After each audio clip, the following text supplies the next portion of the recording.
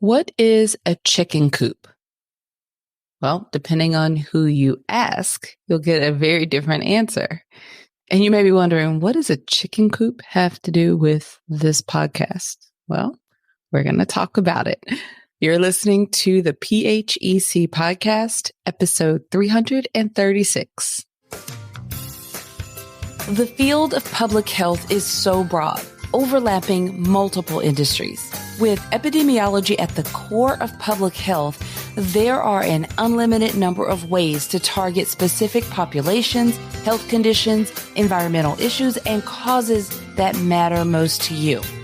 My name is Dr. Huntley, and I'm the host here on the Public Health Epidemiology Conversations podcast. I'm an epidemiologist, consultant, and entrepreneur with over 20 years of experience in healthcare and public health.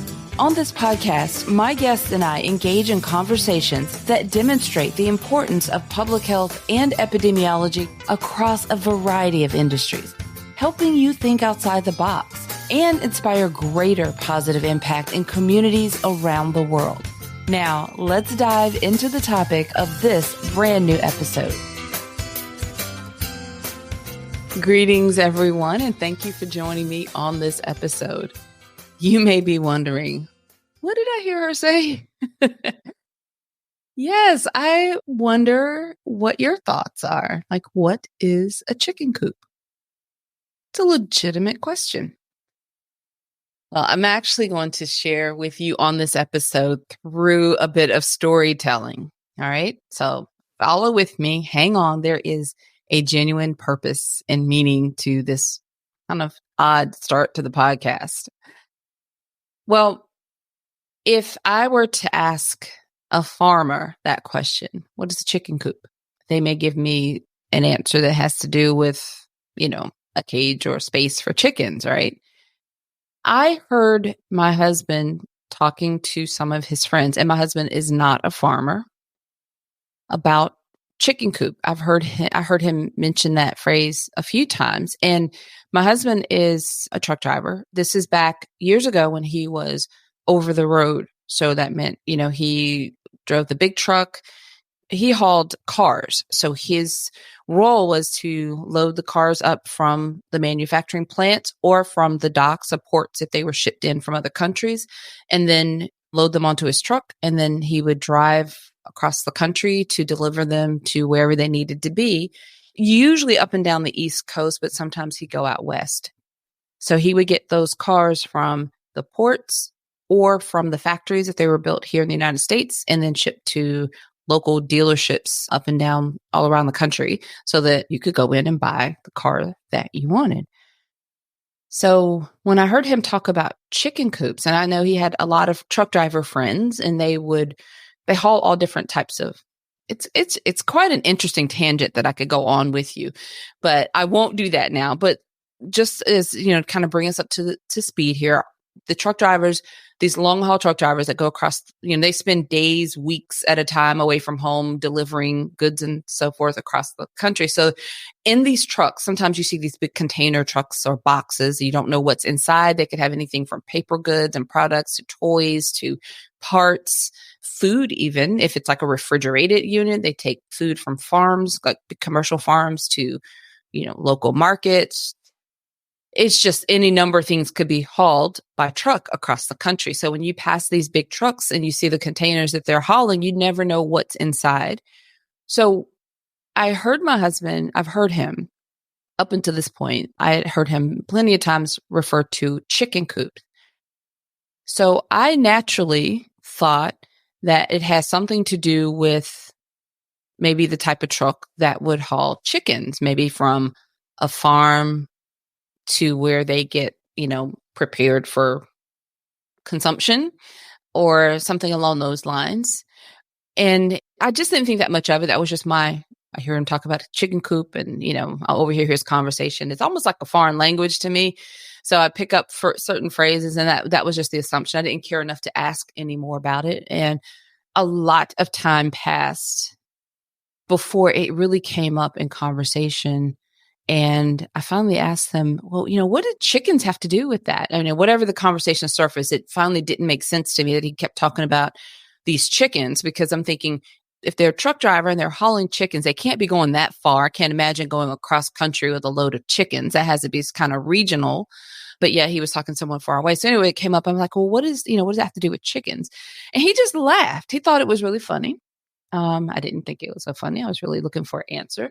And he explained to me that chicken coop had nothing to do with chickens. He went on to explain that it had something to do with a weight station. And I thought, that's ridiculous. What do chickens have to do with weight? We went back and forth.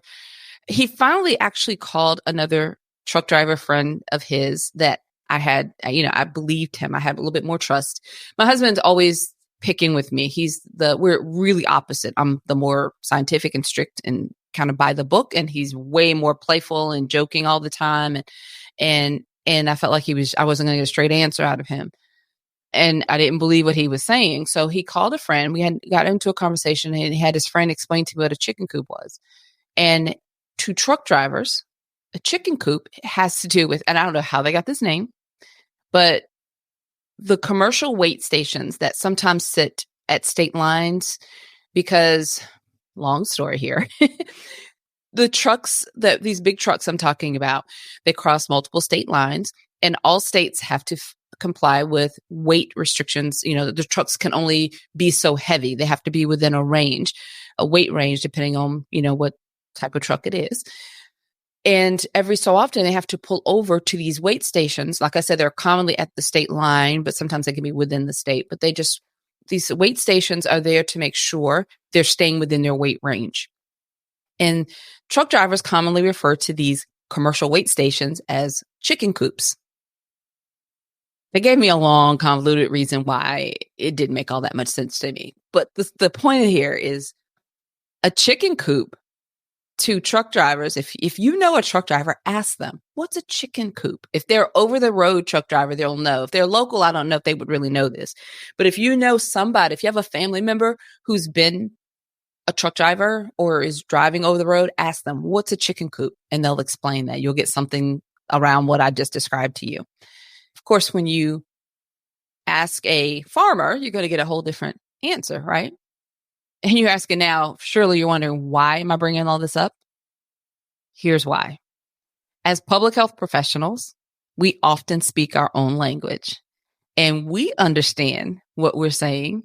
Our colleagues understand, but people who are not in our field, who are not in this industry, are often confused. And they're left to kind of figure it out and kind of try to guess what we mean or fill in the gaps, or they just dismiss it and make assumption and keep going. And we need to do better. We need to do better. We need to do better about explaining what we do in plain language. We need to do better about making sure that people understand what we are trying to explain, like by following up and circling back to things and taking the time and the patience to care enough to try to make sure that they understand.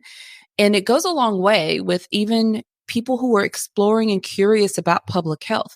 We have to be careful how we explain that and make sure that we're explaining it in a way that makes sense to them. And we need to care enough to pause and reflect and listen to their feedback and what they have to say to make sure that they understand, right? So the reason that this came up right now and why I'm sharing this with you, surely we know all of this. We can have the best intentions and we can still miss it. We're always going to be a student of this. And in order for us to create the public health that we want to see and improve in a way that we want to improve, I think it starts on a very basic level with helping other people understand what we do and being able to articulate the value that we bring as an industry. That starts with this basic communication. So this was brought to my attention from the very episode right before this one. So this is episode 336. So if you go back and listen to episode 335, and I encourage you to do so, I had a chat with a member of my data team. She's an epidemiologist that works with me. And we are in our element, right? So we're talking colleague to colleague, and we're talking about some of the work that we do. And we're talking to those of you that listen to this podcast. Most of you are public health professionals and probably understand what we're talking about, but a lot of people are new to the podcast. A lot of people will come to the podcast because they want to understand public health. And it's important that I make sure that we take time to explain some of the things that we commonly throw back and forth in language. And this was brought to my attention through some of the feedback because the member of my data team, Zuena, was so excited and she shared with her family that she was on the podcast and she had friends that were listening that are not from this country. So they were concerned or confused by a term that we used in that conversation when we referred to BIPOC communities. I often talk about when I explain to you, if I introduce myself and I explain who we serve as a client, as a consulting firm, we really do serve large nonprofit organizations that are serving BIPOC communities.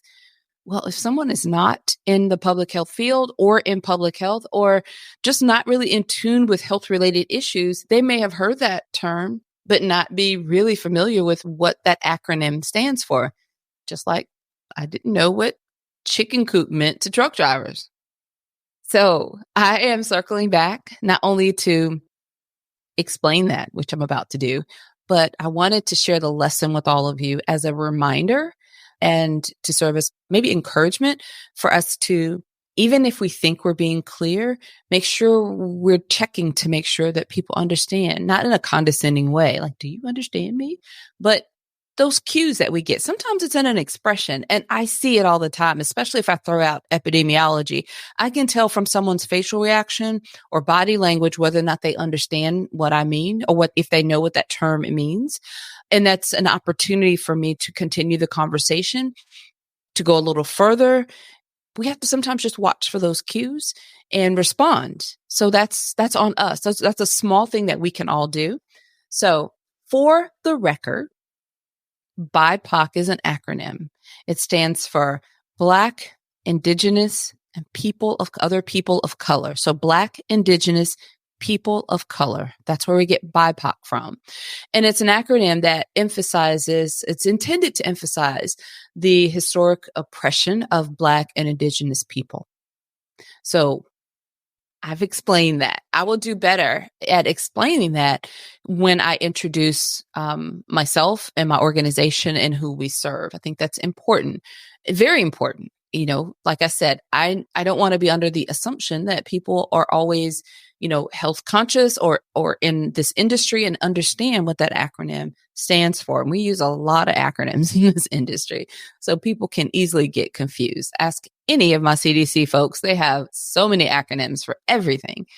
And we just have to be careful to explain that, to define that, and not take for granted that people understand what we're talking about just because it's common language to us in the industry.